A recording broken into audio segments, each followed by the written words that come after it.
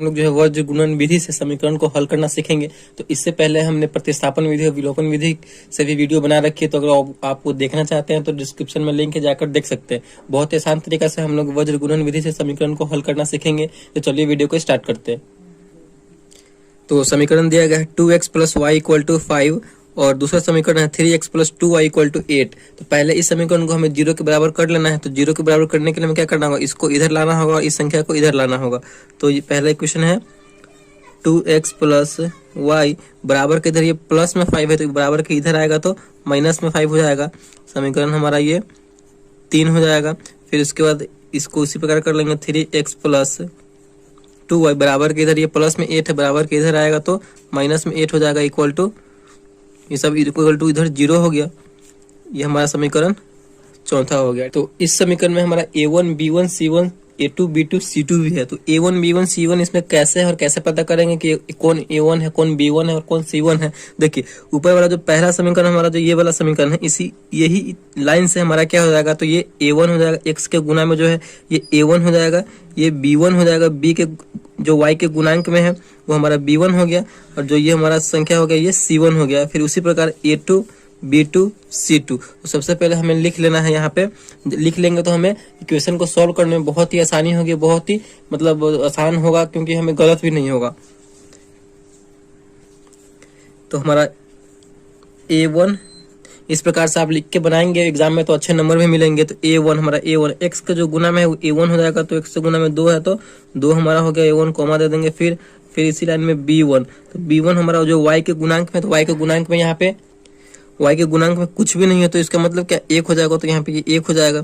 फिर यहाँ पे c1, तो c1 हमारा क्या है 5, यहाँ पे माइनस लगा हुआ है तो माइनस यहाँ पे 5 हो जाएगा, ठीक। फिर उसी प्रकार a2 हमारा क्या है, जो x के गुना में है तो x के गुना में 3 है तो a2 हो जाएगा। फिर उसी प्रकार b2 y के गुना में है तो b2 हमारा हो जाएगा 2। फिर उसी प्रकार -8 हमारा c2 हो जाएगा, c2 क्या हो जाएगा, तो -8 हो जाएगा। इतना कर लेने के बाद, इतना हमें वज्र गुणन विधि में कर लेने के बाद, वज्र गुणन विधि का एक फॉर्मूला है, वज्र गुणन यानी तिरछा गुना करके ही वज्र गुणन विधि से इक्वेशन को सॉल्व किया जाता है। तो वज्र गुणन विधि का एक फॉर्मूला है, उस फॉर्मूले को अपने माइंड में आपको रखना है, बस उसी फॉर्मूले से हम लोग वज्र गुणन विधि से इक्वेशन को सॉल्व करेंगे। तो हम लोग उस फॉर्मूले को देख लेते हैं।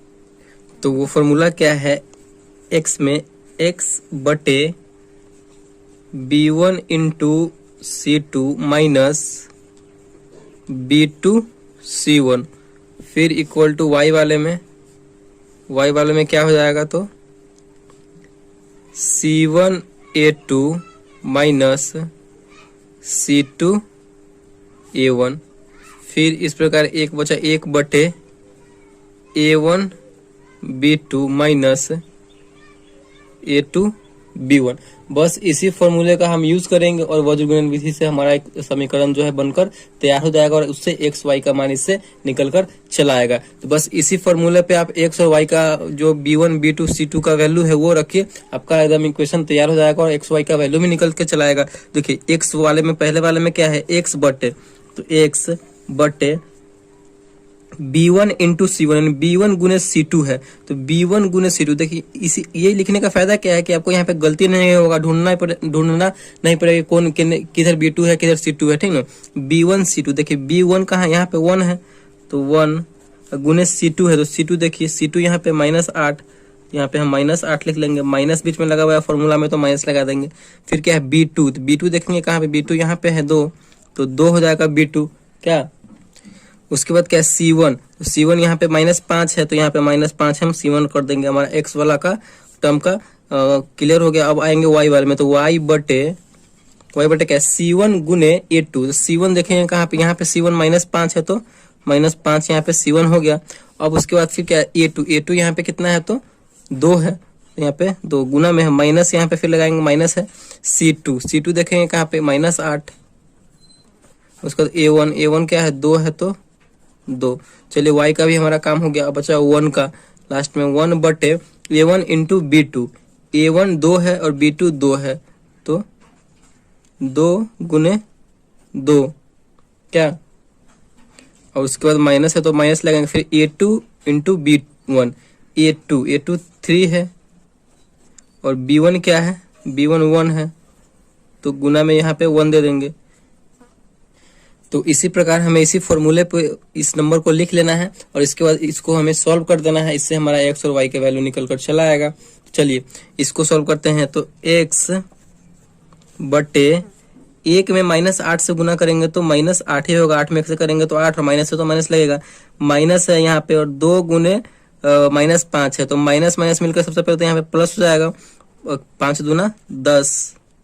फिर अब y वाले को सॉल्व कीजिए, y बटे 5 दूना 10 और माइनस लगा हुआ है तो माइनस, फिर माइनस में माइनस से गुना होगा तो यहाँ पे प्लस हो जाएगा और 8 दूना 16, फिर बराबर है तो बराबर 1 बटे 2 दूना 4 माइनस 3 एकम 3। इसको सॉल्व करने के बाद फिर अब हम क्या करेंगे, यहाँ पे देखिए x बटे यहाँ पे -8 प्लस 10 यानी 10 में से 8 घट जाएगा, क्योंकि 10 प्लस में है 8 माइनस में है, 10 में से 8 घटे तो कितना बचेगा, 2 बचेगा। y बटे 16 में से यहाँ पे 10 जाएगा तो कितना बचेगा, 6 बचेगा। फिर 1 बटे 1, यहाँ पे एक मिस्टेक हो गई है, यहाँ पे 2 नहीं होगा क्योंकि यहाँ पे देखिए यहाँ पे a2 है और a2 का वैल्यू क्या है, 3 है, तो यहाँ पे 3 हो जाएगा तो 5 तिया यहाँ पे 15 हो जाएगा, तो 16 में से 15 जाएगा तो यहाँ पे 1 बचेगा। वो लिखने में यहाँ पे मिस्टेक हो गया क्योंकि दोनों a1 a2 है तो गलत से लिखा गया, तो इतना हो जाएगा। इतना होने के बाद फिर क्या करेंगे हम, अब एक बार इस इक्वेशन को इसके साथ हम कंपैरिजन करेंगे, ठीक ना। तो x बटे 2 इक्वल टू 1 बटे 1 एक बार कंपेरिजन करेंगे, 1 बटे 1, तो इसका वैल्यू क्या आ जाएगा, क्रॉस मल्टीप्लाई करेंगे तो x का वैल्यू हो जाएगा, x में x से गुना करेंगे तो x, 2 में x से करेंगे तो 2, यानी हमारा x का वैल्यू कितना आ गया, तो 2 आ गया।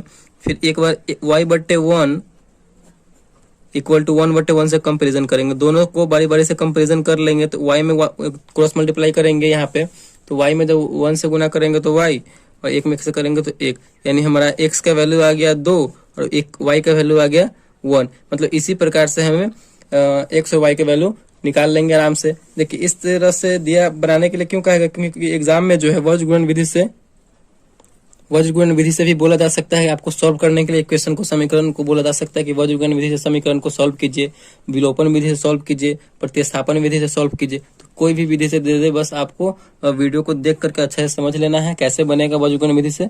तो इसी प्रकार से वज्रगुणन विधि से बनेगा और इस फॉर्मूले को आपको अपने माइंड में रखना है। इस वाले फॉर्मूले को अपने माइंड में रखिए और बस आपका वज्रगुणन विधि से कोई भी समीकरण हल हो जाएगा। आई होप आपको वीडियो बहुत ही अच्छा लगा होगा और समझ में आया हो। तो प्लीज वीडियो को एक लाइक और चैनल पर नए हो तो चैनल को सब्सक्राइब जरूर कीजिएगा। Thank you.